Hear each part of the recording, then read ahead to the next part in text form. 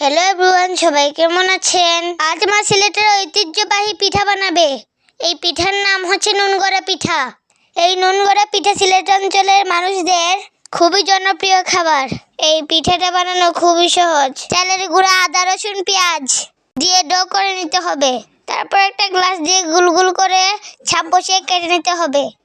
আর এই নুনগড়া পিঠা সিলেট অঞ্চলের জনপ্রিয় খাবার কেন জানেন? কারণ এটা গরুর চর্বি থেকে যে তেল বের করা হয়, ওই তেল দিয়ে পিঠাটা ভাজা হয়।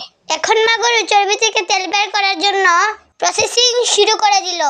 এই চর্বিটা মা ধুয়ে পরিষ্কার করে কুরবানি ঈদের সময় ফ্রিজে রেখে দিয়েছিল। এতদিন পরে মা এই চর্বি থেকে তেল বের করবে। এই চর্বিটা কিছুক্ষণ জাল হওয়ার পর দেখতে এরকম হয়েছে। গরুর চর্বিকে জাল করে করে এরকম তেল বের করে নিতে হবে। গাইস, দেখেন কত সুন্দর চর্বি থেকে তেল বের হচ্ছে। মা কিছুক্ষণ পর পর নেড়েচেড়ে উল্টে পাল্টে দিচ্ছে। যখন চর্বিটা জাল হয়ে বাদামি কালার হয়ে যাবে, তখন আপনারা বুঝবেন আর তেল বের হবে না। তো মায়ের চর্বি থেকে তেল বের করা হয়ে গিয়েছে। চর্বিটা দেখতেও বাদামি কালার হয়ে গিয়েছে। এখন চর্বি থেকে এই তেলটা আলাদা করে নেবে। গরম থাকা অবস্থায় চর্বি থেকে তেল আলাদা করে নিতে হবে। তো তেলটাকে একটা স্টিলের বোলে ঢেলে নেবে।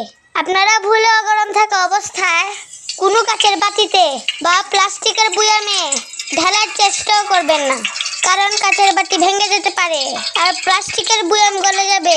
তাই আমার মায়ের মতো করে স্টিলের বোলে অবশ্যই তেলটাকে সংরক্ষণ করবেন।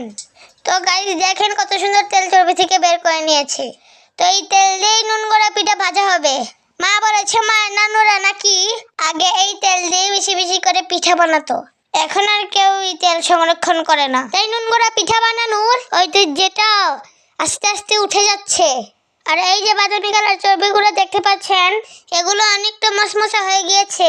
হালকা বিট লবণ ছিটিয়ে এটা চিপসের মতো খেতে পারবেন। একদিন পর চর্বিটা ঠান্ডা হয়ে দেখতে ডালটার মতো হয়ে গিয়েছে। এখন একটা চাকু নিয়ে এই চর্বিকে পিস পিস করে কেটে নেবে। আর এই চর্বি বাটিতে করে ফ্রিজে রেখে দিলে পুরো বছরই আপনারা খেতে পারবেন। গাইস, দেখেন মা কত সুন্দর করে পিস পিস করে তেলটাকে কেটে নিয়েছে। দেখতে অনেকটা সুন্দর লাগছে। দেখে যেন মনে হচ্ছে এটা মিষ্টি দই।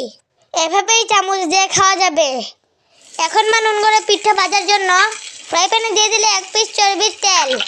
গাইস, দেখেন এটা গলে কত সুন্দর তেল হয়ে গিয়েছে। এখন মা নুনগড়া পিঠা একটা একটা করে ভেজে নেবে। তো গাইস, মায়ের এই চর্বি থেকে তেল বের করা আর এই তেল দিয়ে পিঠা ভাজা, এই রেসিপিটা আপনাদের কেমন লেগেছে অবশ্যই কমেন্টস করে জানাবেন। যারা যারা আমাকে পছন্দ করেন আমার ভিডিওটি বেশি বেশি করে শেয়ার করে দিবেন। ধন্যবাদ সবাইকে।